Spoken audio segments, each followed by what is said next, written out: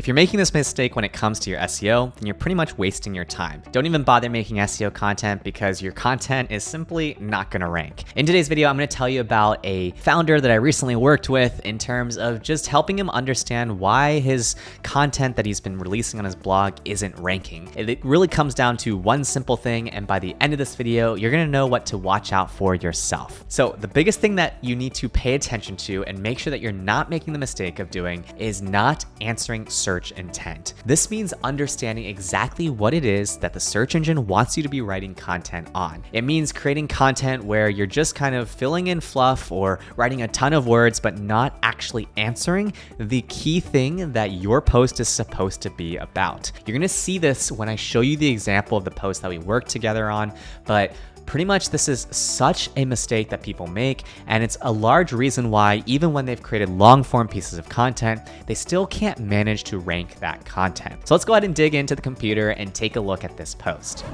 right, so in order to take a look at this post, we first have to build some quick context. So dealdrop.com is kind of like one of those coupon sites like Retail Me Not, where you'll see a lot of aggregators of different coupons. The way they make money is that they typically, I believe, get a kickback in terms of people that use these coupon codes with the retailer, but something that they've been working on is what they call their research section. This is their blog, and pretty much on their blog, what they've been doing is they've been creating long form content in the hopes of starting to rank for some of these different high volume, low competition keywords or potentially low competition keywords. And one of the things that we worked on together is just taking a look at why is it that some of these posts aren't ranking. So the post that we worked on together in looking at this sort of question is this post on 30 plus of the latest Shopify statistics for businesses and entrepreneurs. Let's take a look at this post, and then we're gonna start to quickly see exactly what are some of the mistakes that they are making in terms of not answering search intent. All right, so the first thing I want you to do is close your eyes and then imagine in your head, what sort of content would I see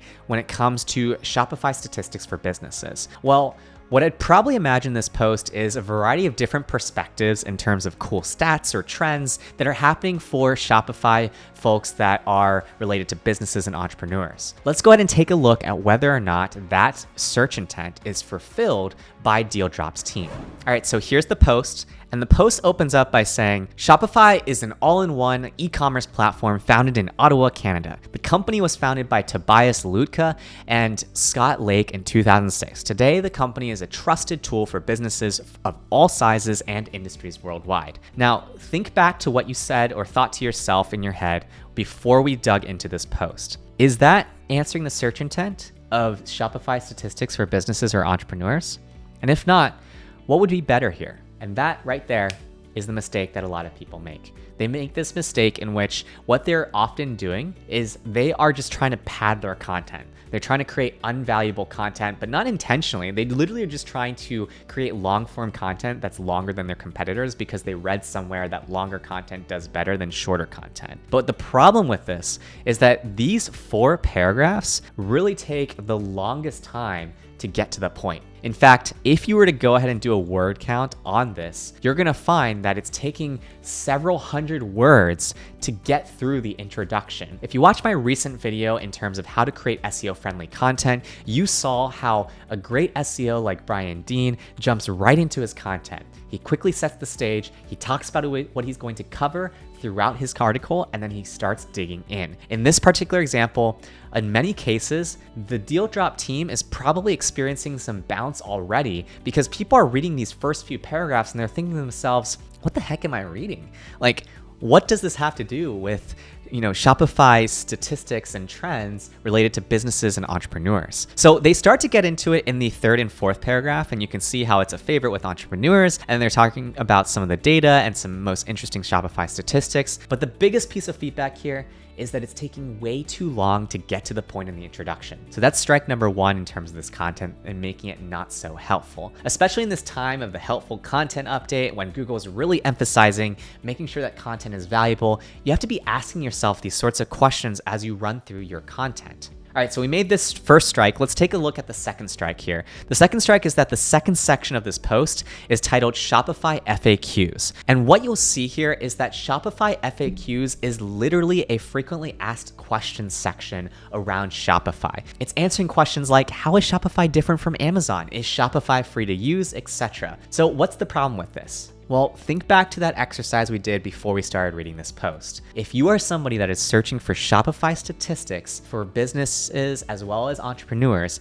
is this fulfilling that search intent? Unlikely. Here's what the founder did in terms of making a mistake here. He read some sort of SEO advice that pretty much said, hey, if you want to rank for SEO, go for the people also ask phrases, go for those boxes. And so what he did from there was his team probably searched Shopify, and then they went ahead and copy and pasted the questions that were coming up from people also ask. Here's why that's not helpful. In this particular post, we're not in a situation where our post is about Shopify FAQs. We're not in a situation where any of these questions are related to the search intent of what we're trying to create a post around. And so in this case, all of this content so far, pretty much 90% of it is not applicable to the search intent of this particular page. And that's a problem because pretty much what it's going to signal to a crawler as well as a search engine like Google is that, hey, this honestly isn't that helpful in fulfilling the search intent of Shopify statistics for businesses and entrepreneurs. So this is what's strike number 2 here, is that we're essentially going to these FAQs that make absolutely no sense in the broader scheme of things. But what about the third sort of mistakes that we might be making here? Well, the third strikeout here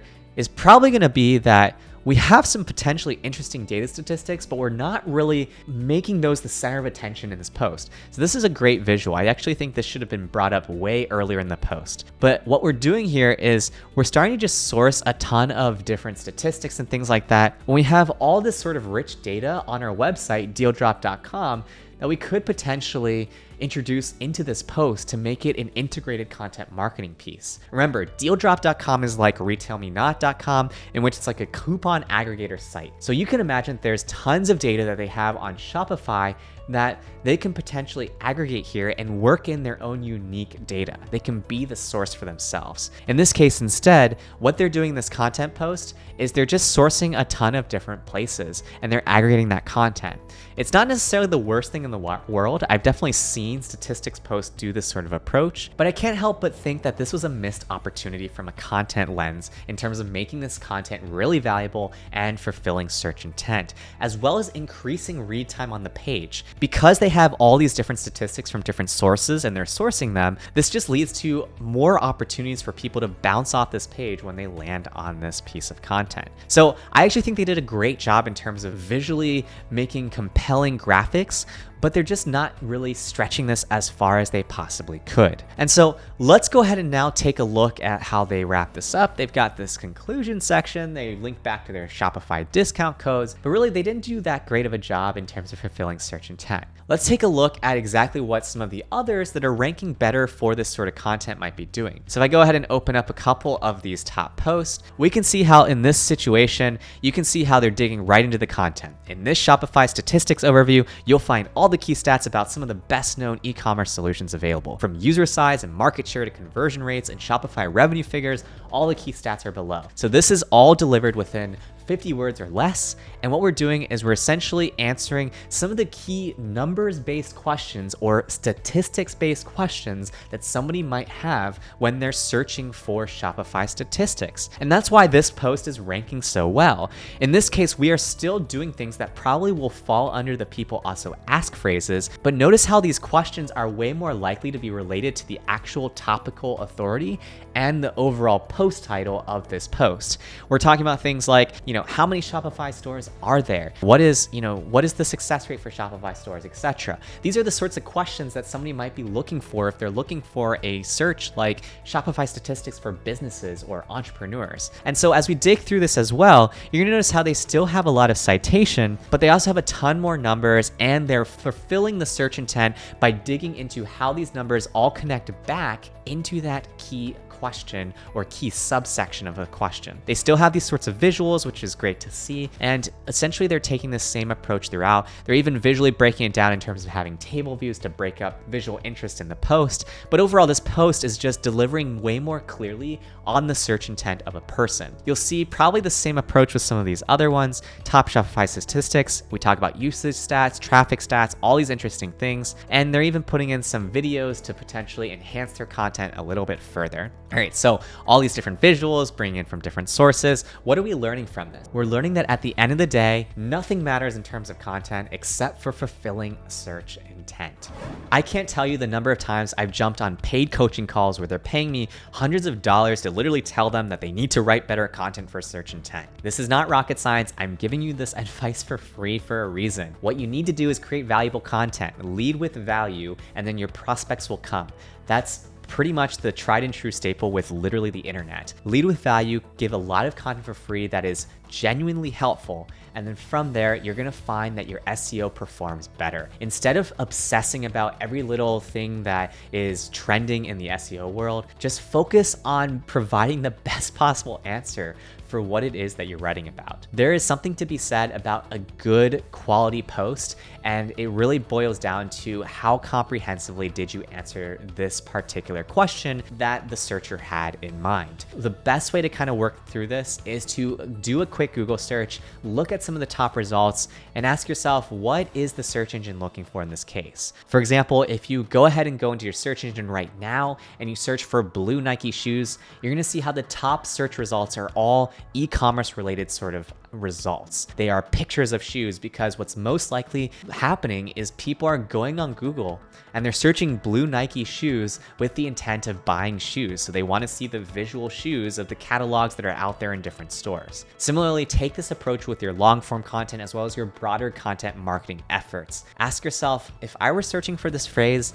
what exactly would I expect? Or what does Google expect me to create? And from there, create content that fulfills that need, beats your competitors, and is the best piece of content on the internet. That's how you start getting top 3 rankings, and that's how you grow your traffic exponentially. If you want to get more advice on this, check out my video over here where I dig into exactly how you can create SEO friendly content. It's really not rocket science, but if you follow the steps, you will be well on your way. Hit that like button if you found value from this video, and I hope to see you in that other video.